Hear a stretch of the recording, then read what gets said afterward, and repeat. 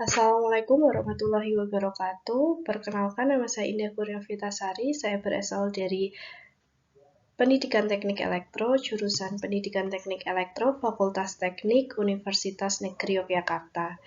Di sini sebagai memenuhi tugas kuliah saya, yaitu mata kuliah Fisika Teknik dengan dosen pengampu Bapak Dr. Engineer Sarwo Pranoto, Sarjana Teknik Magister Engineering. Saya akan menjelaskan mengenai topik saya, yaitu medan listrik dan hukum kolom. Sebelumnya, kita akan mengetahui terlebih dahulu siapa yang menemukan listrik. Saya akan menjelaskan bahwa yang menemukan listrik adalah Michael Faraday. Beliau merupakan ilmuwan Inggris yang mendapat julukan Bapak Listrik. Berkat usahanya, listrik menjadi teknologi yang banyak sekali gunanya di kehidupan sehari-hari.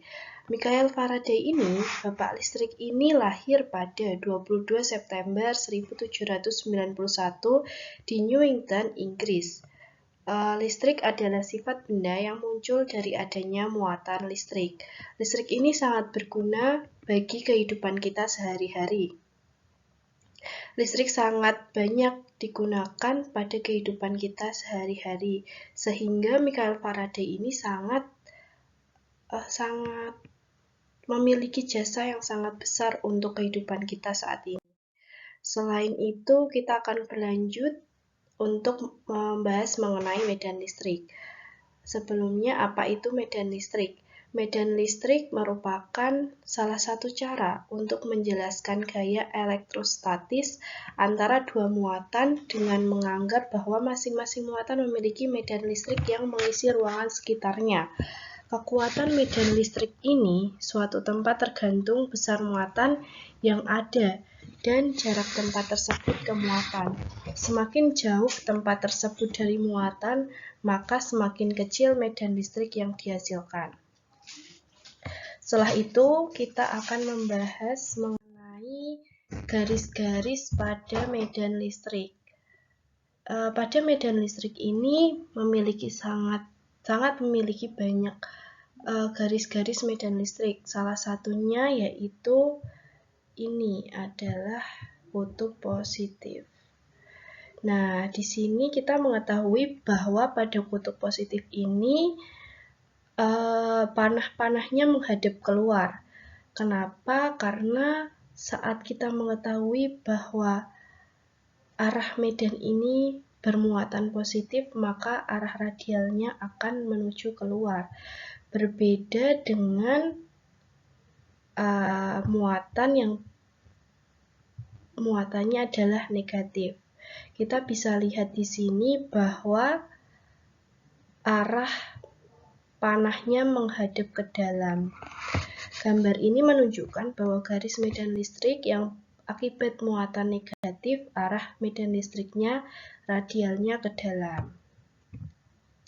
Berikutnya kita akan membahas mengenai garis medan listrik yang ada pada muatan positif dan negatif. Di sini terdapat muatan positif dan di sini terdapat muatan negatif. Di mana muatan positif seperti yang tadi bahwa panahnya keluar dan muatan negatif arahnya ke dalam. Gambar ini menunjukkan bahwa garis medan listrik ketika dua muatan positif dan negatif berdekatan, arah medan listrik di suatu titik pada kurva ini adalah arah garis singgung kurva di titik tersebut. Maka kita bisa perhatikan di medan listrik A dan B. Itu garis-garis medan listrik. Berikutnya kita akan membahas mengenai rumus kuat medan listrik. Kuat medan listrik adalah gaya persatuan muatan di mana pada suatu titik setara dengan gaya yang dialami oleh satuan muatan uji positif yang ditempatkan pada titik tersebut. Kuat medan listrik dapat dirumuskan seperti berikut. Yang pertama bisa dirumuskan dengan yang saya tuliskan di sini, yaitu E atau kuat medan listrik sama dengan F per Q, di mana F adalah gaya kolom dan Q adalah besar muatan uji. Tetapi yang kedua bisa juga di rumuskan dengan E sama dengan K per, maaf ya, kita lanjutkan saja. K per R kuadrat kali Q.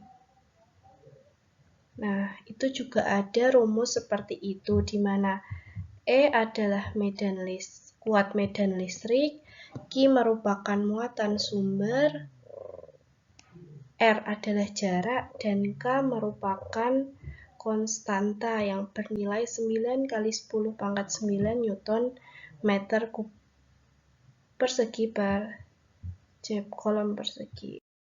Berikutnya kita akan membahas mengenai sejarah hukum kolom.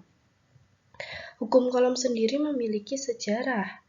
Penelitian yang dilakukan oleh Charles Augustin de Coulomb pada tahun 1785, dalam penelitiannya, Augustin de Coulomb melakukan percobaan dengan menggunakan sebuah neraca torsi untuk mengetahui besarnya gaya yang bekerja pada dua buah objek yang memiliki muatan listrik.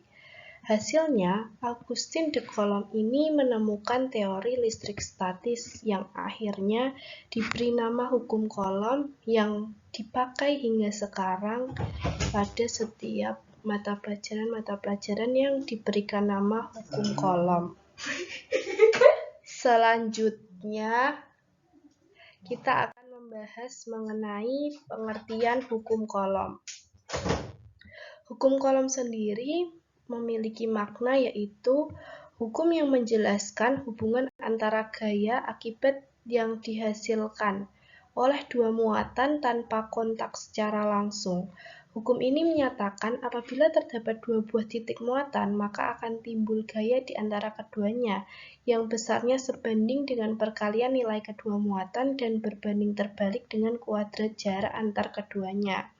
Kita bisa lihat pada gambar di sini, jika positif dengan positif, mereka akan tolak-menolak. Tetapi sebaliknya, jika ada dua buah muatan yang berbeda, positif dan negatif, mereka akan tarik-menarik. Selanjutnya, kita akan membahas mengenai rumus hukum Coulomb.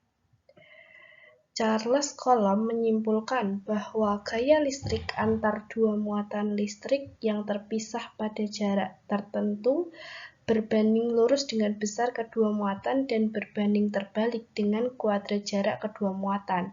Hubungan ini dapat ditulis secara matematis, yaitu ini adalah rumus hukum Coulomb, yaitu F, di mana sebagai gaya listrik, K, ini adalah tetapan Coulomb atau konstanta, Q1 muatan listrik pertama dan Q2 muatan listrik kedua. Ini R adalah jarak dua muatan atau yang memiliki konstanta meter. Ya, di sini R. Jika kita ingin mengerjakan soal mengenai hukum Coulomb, kita bisa menggunakan rumus ini. Selanjutnya, kita akan membahas mengenai konsep hukum Coulomb. Hukum Coulomb memiliki konsep, yaitu saat partikel yang punya muatan sama didekatkan, ternyata kedua muatan akan saling tolak-menolak. Ketika dua partikel dengan muatan yang berbeda didekatkan, ternyata kedua partikel saling tarik-menarik. Kedua fenomena ini, yaitu tarik-menarik dan tolak-menolak, itu disebut sebagai gaya elektrostatis yang tadi sudah kita bahas di awal. Selanjutnya kita akan membahas mengenai bunyi hukum Coulomb. Hukum Coulomb memiliki bunyi, yaitu apabila terdapat dua benda bermuatan listrik, maka akan menimbulkan gaya di antara keduanya, yaitu tarik-menarik atau tolak-menolak. Besarnya akan sebanding lurus dengan hasil kali nilai kedua muatan dengan berbanding terbalik dengan kuadrat jarak antara dua benda tersebut. Kemudian kita akan membahas membahas mengenai hukum Coulomb ini bisa diterapkan di kehidupan sehari-hari. Contoh yang sederhana, kita bisa melihat pada terjadinya ujung magnet yang didekatkan. Apabila sisi magnet ini bermuatan negatif didekatkan dengan sisi yang bermuatan positif, maka magnet tersebut akan menempel. Tetapi jika sisi magnet negatif didekatkan dengan sisi negatif, maka akan terjadi penolakan. Contoh yang lainnya, kita bisa lihat pada penangkal petir yang ada di rumah-rumah. Cara kerja penangkal petir umumnya bermuatan positif, sehingga ketika ada petir yang bermuatan negatif akan menangkap petir tersebut, kemudian akan dialirkan ke tanah menggunakan kabel konduktor sehingga aliran petir tersebut tidak masuk ke dalam aliran listrik di dalam rumah. Semoga paham ya dengan penjelasan saya saat ini. Kemudian kita lanjut kepada contoh soal. Di sini terdapat soal. Dalam suatu ruang medium udara terdapat dua muatan titik ya, yaitu Q1 10 mikrocoulomb dan Q2 15 mikrocoulomb. Jarak antara dua muatan tersebut 5 cm. Berarti di sini kita bisa lihat bahwa ini adalah R, tetapi masih dalam bentuk sentimeter. Hitunglah gaya elektrostatis antara kedua muatan tersebut. Coba kita selesaikan ya. Kita ketahui di sini ada Q1. Muatan pertama yaitu 10 mikrocoulomb atau sebanding dengan 10 kali 10 pangkat minus 6 coulomb. Muatan kedua ada 15 mikrocoulomb yang sebanding dengan 15 kali 10 minus 6 coulomb. Ada juga jaraknya R yaitu 5 cm yang seharusnya diubah menjadi meter menjadi 5 kali 10 pangkat minus 2 meter. Dan konstantanya atau ketetapan Coulomb di sini ada 9 kali 10 pangkat 9 Newton meter per Coulomb. Yang ditanyakan di sini adalah F atau gaya elektrostatis. Kita bisa jawab karena dalam soal hanya ada dua muatan dan posisi muatan tidak diketahui, maka untuk menentukan gaya Coulomb atau gaya elektrostatis digunakan persamaan F sama dengan K kali Q aksen per R kuadrat. Maka konstanta dikali Q1 kali Q2 per R kuadrat sama dengan 9 kali 10 pangkat 9 dikali Q1-nya adalah 10 kali 10 pangkat min 6, Q2-nya adalah 10 pangkat minus 6, dan R dibagi R kuadrat yaitu 5 kali 10 pangkat minus 2 dikuadratkan yang menjadi 9 kali 10 kali 15 kali 10 pangkat minus 3 per 25 kali 10 pangkat minus 4. Yang akhirnya nanti kalian akan menemukan F sama dengan 540 Newton. Ya, semoga paham dengan penjelasan saya. Terima kasih.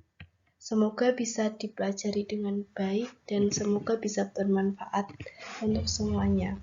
Wassalamualaikum warahmatullahi wabarakatuh.